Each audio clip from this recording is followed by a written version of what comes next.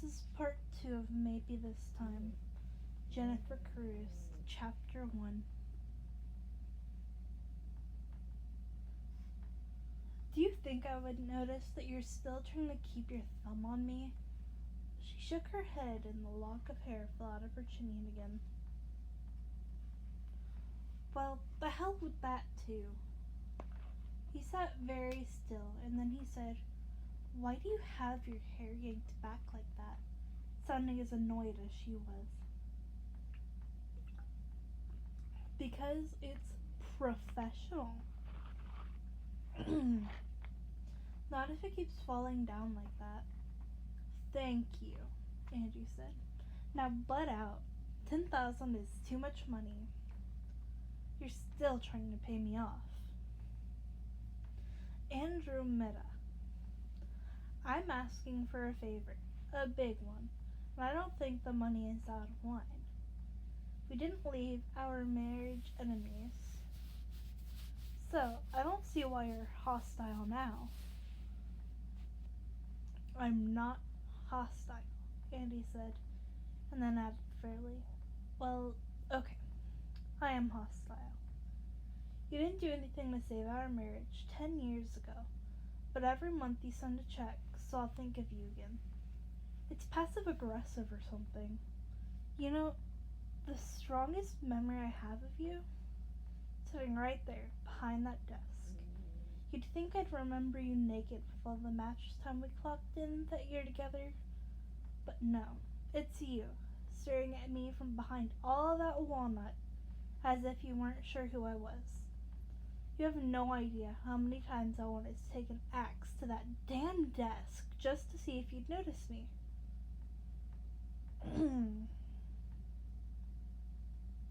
North looked down at his desk, perplexed. "You hide behind it," Andy said, sitting back now that she wasn't repressing anything anymore. "You use it to keep from getting emotionally involved. I use it to write on. You know what I mean. It gives you distance. It gives me storage. Have you lost your mind?" Andy looked at him for a moment, sitting there rigid and polite and completely inaccessible. "Yes, it was a bad idea coming back here. I should go now." She stood up. "She said the house is haunted," North said. "Excuse me?"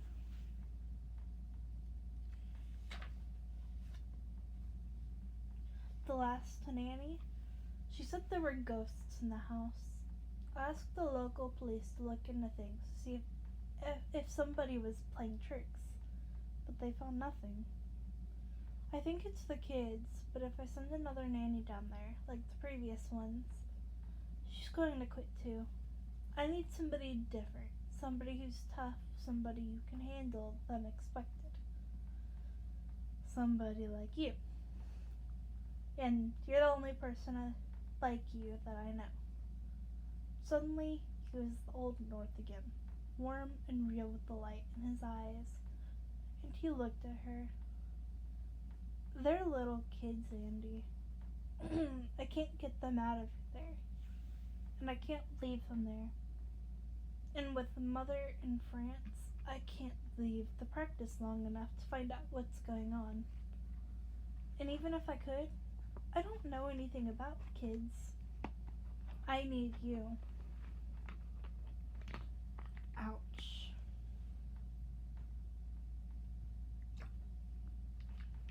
I don't... Everybody they've ever been close to has died, North said quietly. Everybody they've ever loved has left them. Bastard, Andy thought. I can't give you months. That's ridiculous. North nodded, looking calm. But she'd been married to him for a year, so she knew he was going in for the kill. Give them 1 month then. You can draw your line under this. We don't need to talk. You can send reports to Kristen. Hell, take your fiancé down there with you. I'm the least maternal person I know, Andy said, thinking. $10,000. And more than that, two helpless kids who'd lost everyone they loved going crazy in the middle of nowhere. I don't think they need maternal, he said. I think they need you. A psychotic little girl and boy who's growing up to be a serial killer. He didn't push his son off that tower, did he? They're growing up alone, Andy, North said, and Andy thought, oh hell. The problem was, he sounded sincere. Well, he always did. He was good at that. But now that she really looked at him, he had changed. She could see the stress on his face, the lines that hadn't been there 10 years ago, the tightening of his skin over his bones, the age in the hollows under his eyes. His brother, Soothie, probably still looked as smooth as a boiled egg, but North was still trapped behind that damn desk, taking care of everyone in the family. And now there were two more in the family, and he was handling it alone. And two little kids were even more alone in a big house somewhere in the middle of southern Ohio. Please, North said, those gray-blue eyes fixed on her. Yes, Andy said. He drew a breath. Thank you. And then he put his glasses back on. Professional again.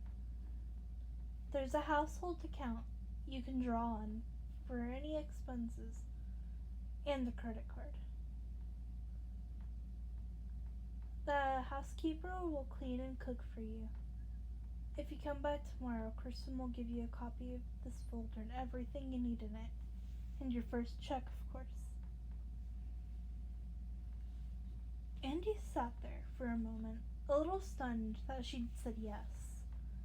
She'd felt the same way after he'd proposed. I'd appreciate it if you could go back down. If you could go down as soon as possible. Right.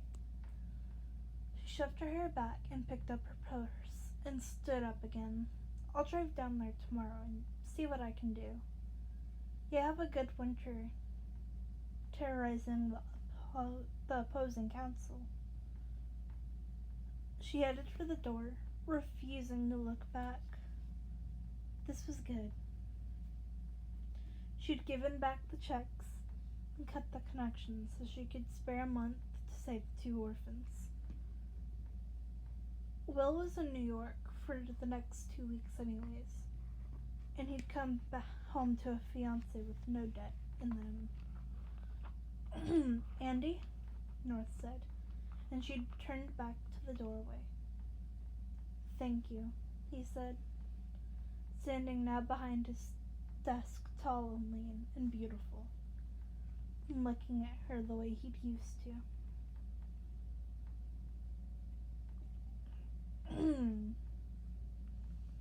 Get out of here. You're welcome. Then he turned and walked out before he could say or do anything else that made her forget she was done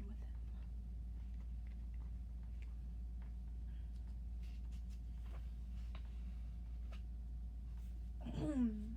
After Andy left, North sat there for a moment, considering the possibility that he'd lost his mind. He'd had the resumes of several excellent nannies on his desk, and he'd hired his ex-wife instead. Fuck, he thought, and deliberately put her out of his mind, which was difficult since she'd mentioned blowjobs, which were irrelevant because he and Andy were over. Had been for 10 years. Blowjobs. No, she was right. Draw a line under it. He went back to work making notes on his newest case as the shadows grew longer and Kirsten left for the night. Definitely not thinking about Andy, his black capital letters spaced evenly in straight rows, as firm and as clear as his thinking. He stopped in front of the page. Instead of Indiana, he'd written Andiana. He marked an I over the A, but the word sat there on the page, misspelled and blotted, a dark spot on the clear pattern of his day. There was a knock on the door at the same time it opened. North? His brother Sullivan said as he came in, his tie loosened and his face as genial as ever, under his flop of brown hair. Say hi to Susie for me, Andy had said. It had been 10 years since anybody called Sullivan Susie. You look like hell. Sullivan lounged into the same chair Andy had taken and put his feet on the desk. You can't work around the clock. It's not healthy.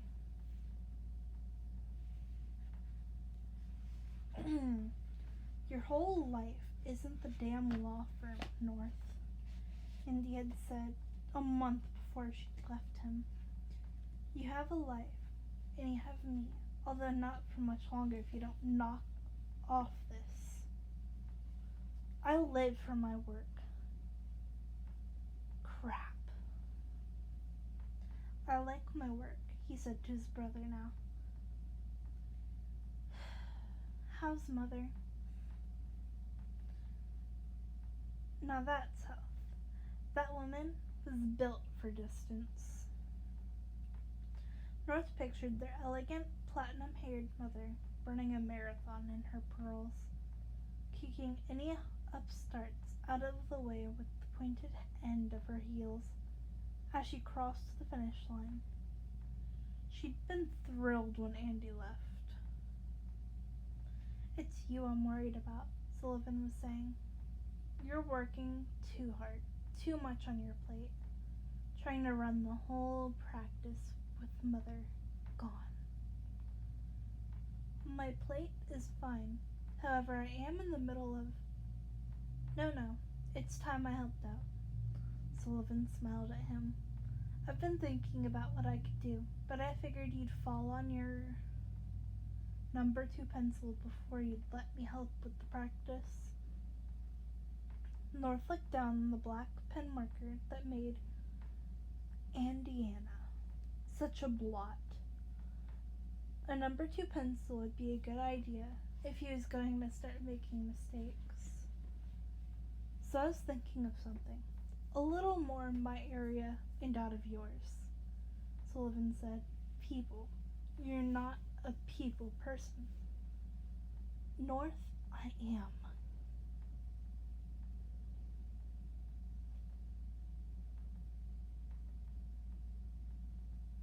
People? North turned the top sheet of his legal pad over so he didn't have to look at the blot. Andiana. What the hell? You remember those 2 kids that second cousin left you a while back? Yes, North said, fairly sure that had been a rhetorical question. Although with Sullivan, you never know. I thought I might drop in and check on things for you.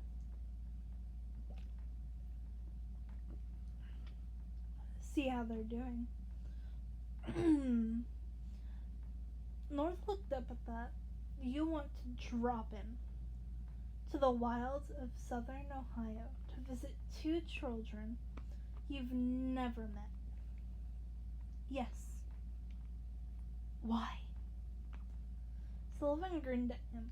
I want to see the house. The house isn't worth anything. It's in the middle of nowhere.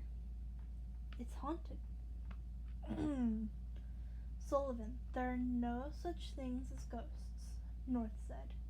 And for a moment, he was 12 again, and Sullivan was 6. Staring wide-eyed in the room where their father was laid out in his coffin. He's not going to sit up, Susie, North had said then. He's dead. There's no such thing as ghosts.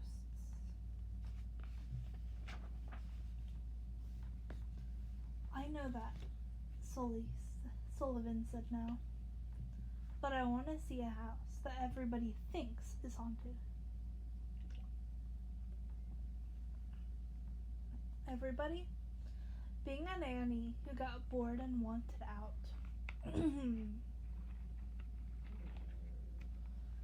Other people have thought so. Lots of rumors. So I thought I'd go down there and talk to some of the people. See what's going on. And how did you find out about these rumors? I did some research for a friend of mine. She's interested in the house. And, you know, it is interesting.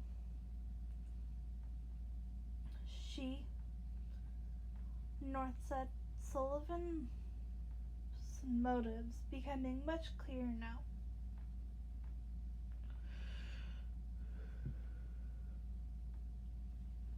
The combination of a shiny new hobby and a shiny new girlfriend must have been irresistible. Kelly O'Keefe.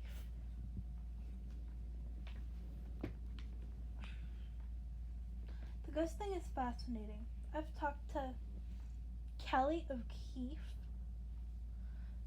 Nor thought of that tiny, sharp-faced, sharp-tongued newscaster he'd avoided after one viewing. The little blonde with the teeth on Channel 12. They're very good teeth, Sullivan said, going for indigent and missing.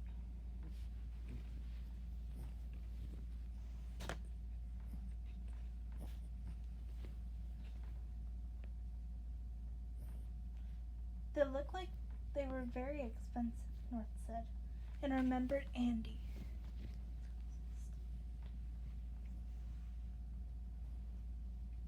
The first time he'd seen her big eyes dancing, her curly hair white, and her wide smile flashing her overlapped front teeth. She'd never had her teeth fixed. They need good teeth for TV. True. That had been the first thing his mother had said about her. For God's sake, North, get her teeth fixed.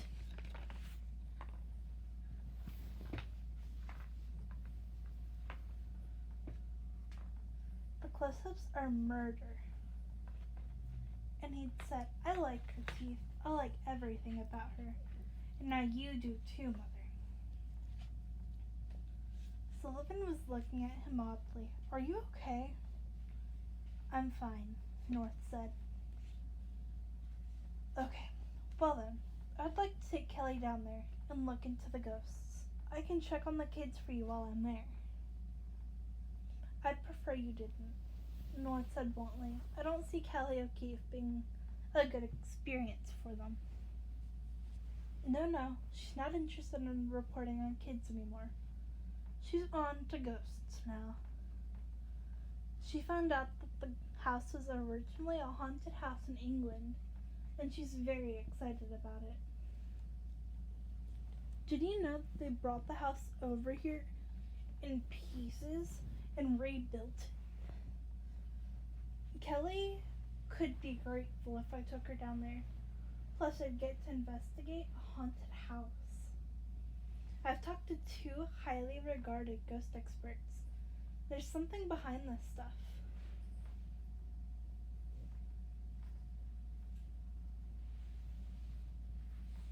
I told the experts, and there's a haunted house in the family, and one of them would like to see it. Kelly would like to see it. I'd like to see it. We won't talk to the kids. The children own the house, so it's not in our immediate family. North said, picking up his pencil again. And you're not going to disrupt their lives because you think you might be a ghostbuster. No, I told you, we won't bother the kids. My plan is that I take Kelly and Dennis, the expert, down there. We talk to people, not the kids, adults only. I see what's going on and report back to you. You get to know the kids are safe. Dennis gets my research. Kelly gets her video. What's this? Sullivan shrugged. We all win. Plus, I get away from Columbus before Mother gets back from Paris. She doesn't like Kelly. She says she's all teeth and hair.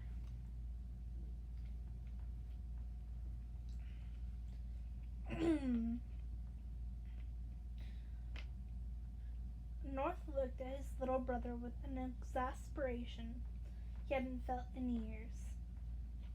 Suthie's permanently 13, Andy had said. 34 hobbies and a heart on. She hadn't been laughing when she'd said it. Suthie, when are you going to stand up to Mother? Suthie, Sullivan said. What? You called me Suthie. You haven't called me that in years. Well, grow up and I'll never call you that again. You're running down there because you don't want to face Mother with your latest career plan or girlfriend. It's not much of a rebellion if you keep running away. I'm not rebelling. I don't have anything to rebel against.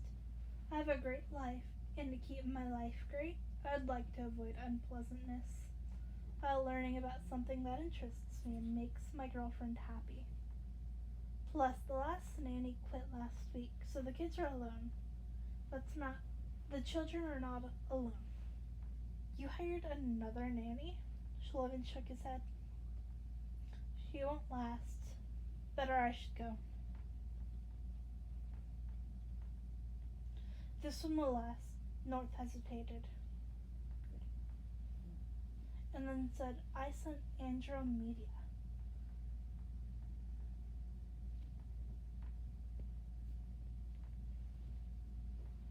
Andy? Sullivan whistled and then grinned. Ghost versus Andy. The supernatural is going to get its ass kicked. I didn't even know she was back in town. When did you talk to her? Today. She's going down there tomorrow. Sullivan smiled. Called me Suthie, didn't she? What? That's why you called me Suthie. Andy did it first.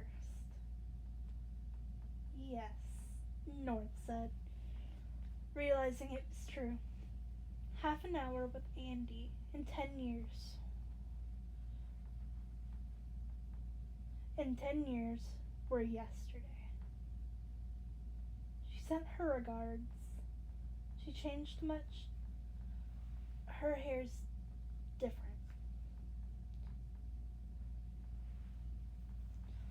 Remember her sitting in that chair, bundled up in an awful suit jacket, all those crazy curls yanked back, her face scowling as she'd argued with me, and then that one lock of hair sliding down her neck. Her hair's different, Suthie said. You see your ex wife for the first time in 10 years, and that's all you got. She looked serious, tense, her old smile gone. Quiet. She looked tired. He shook that thought out of his mind. She was only here for 20 minutes, and I didn't pay that much attention. 20 minutes in the old days, and she'd had you on your knees. Susie, North said repressively. I remember the first time I saw her, Susie went on, ignoring him. I was supposed to talk you into an annulment. And her old clunker of a car pulled up, and you said, "There she is," and she got out and came walking toward us. And I knew there wasn't going to be an annulment. I told you she looked like there was music playing in her head, and you said, "Yeah, it's Layla," North said. See if you can spell this one.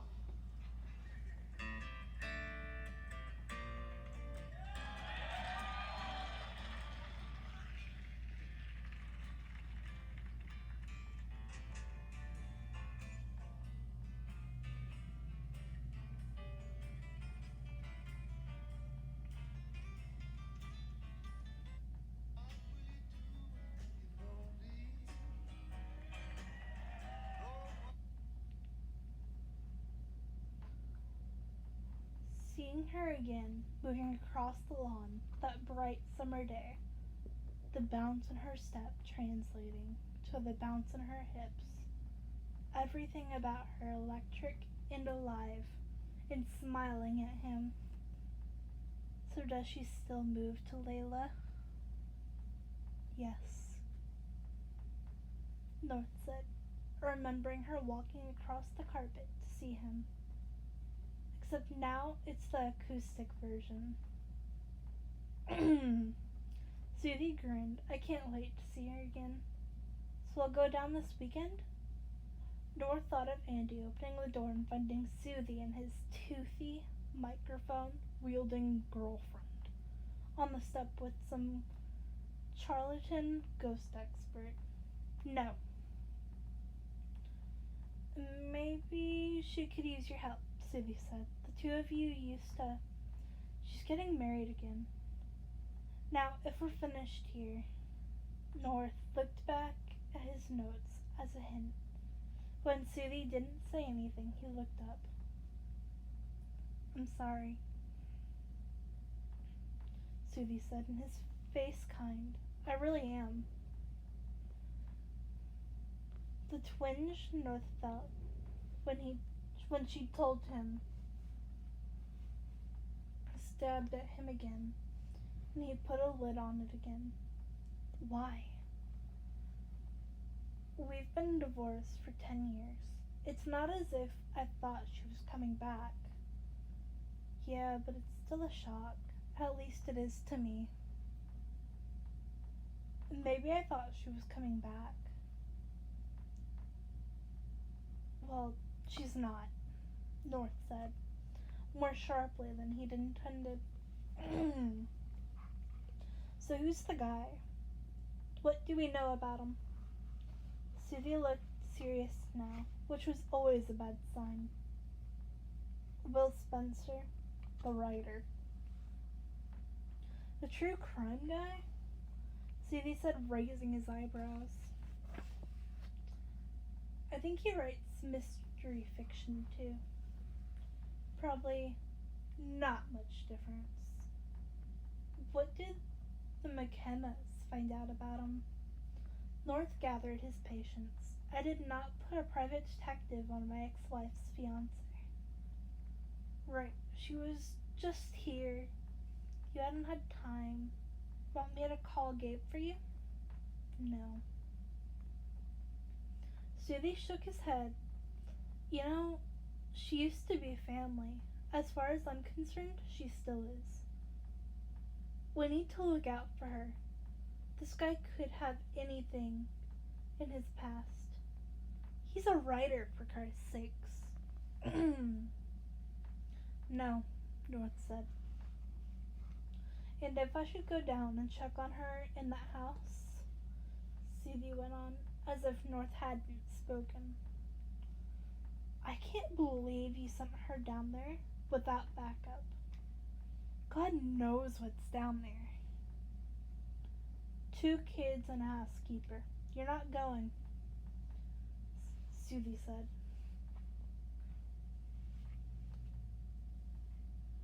Susie sighed. Kelly's not going to be happy.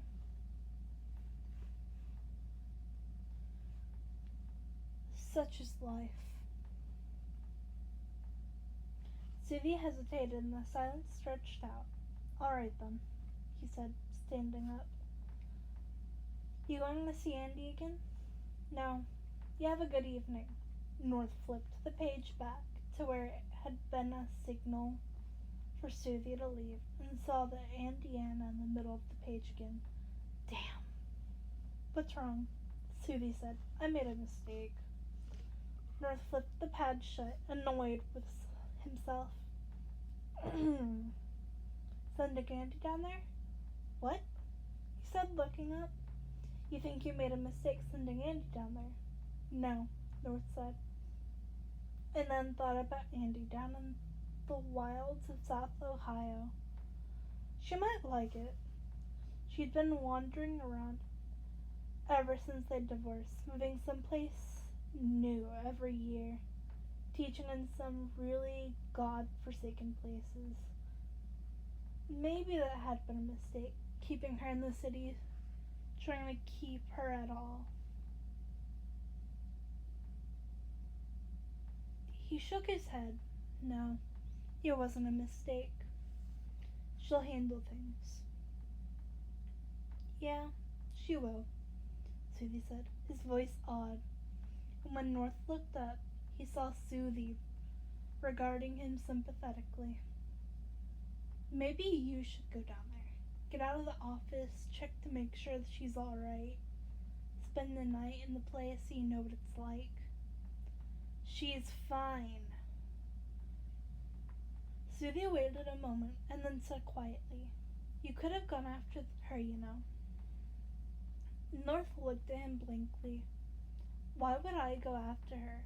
She'll be fine down there. Not now. Then when she left, you could have gone. No. You ever think maybe that divorce was a mistake? No, North said, putting as much "you should leave now" in his voice as possible. Because I always thought it was, Susie said, and if you had gone after her, you could have gotten her back. That's all she wanted. She was just lonely. Was there anything else? North said coldly. Because unlike you, I have work to do. Right. Well, you have a good time with your work, Susie said, and left, shaking his head. Damn it. The divorce hadn't been a mistake. She'd been miserable. He'd been miserable because she was miserable. Going after her wouldn't have changed that. They were both happier now. He had work to do. She'd looked so good, warm and round, sounded so good. The old huskiness of her voice brushing down his spine moved so good, her steps still in that old rocking rhythm. And now she was getting married again. Good for her. Moving on. He pulled his notebook back in front of him and then thought, maybe good for her. Because Susie was right. He didn't know anything about this yahoo she had been getting engaged to. She probably didn't either. She'd married him after 12 hours of phenomenal sex. She could be lunging into another mistake, and she hadn't. smiled. She'd smiled all the time when they were married in the beginning. He picked up the phone and called the detective agency. The firm used and ordered a background check on Will Spencer. Then he flipped open the notebook to go back to work and saw the Indiana blot. No, he thought, and ripped out the page and copied the whole thing over again, with no mistakes. By late afternoon the next day, Andy had finished packing and tying off the loose ends of her life. There weren't many loose ends, since she had been moving around the entire country for 10 years, which tended to limit most ends, loose or otherwise. But she did call Will in New York to tell him the good news. $10,000? Will, it'll pay off my debts with some left over. I'm being practical and mature here. I don't care about your debts, he said, sounding exasperated. And she pictured his handsome, boyish face, scowling at her for the 2 seconds he could hold a scowl before he started to grin again. I'll pay your debts.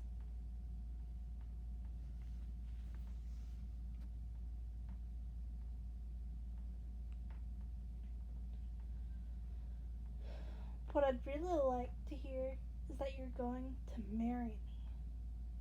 Of course, Andy thought, and said, maybe. She had heard a thunking sound on the other end of the phone. What's that? That's me beating my head against the wall. Andy grinned. That's you beating the phone against your mouse pad. Same difference. Do you take this long to answer all your marriage proposals? It took me 5 seconds to say yes to North. Yes, I ponder them, and the guys get bored and wander off. Well, I want to do this. It really is important to me to be free and clear financially before I start a new life. I've been spinning my wheels for 10 years. I want a new start with something left over from before. With nothing left over from before. Okay, he said in that easygoing voice she loved. He was so not North.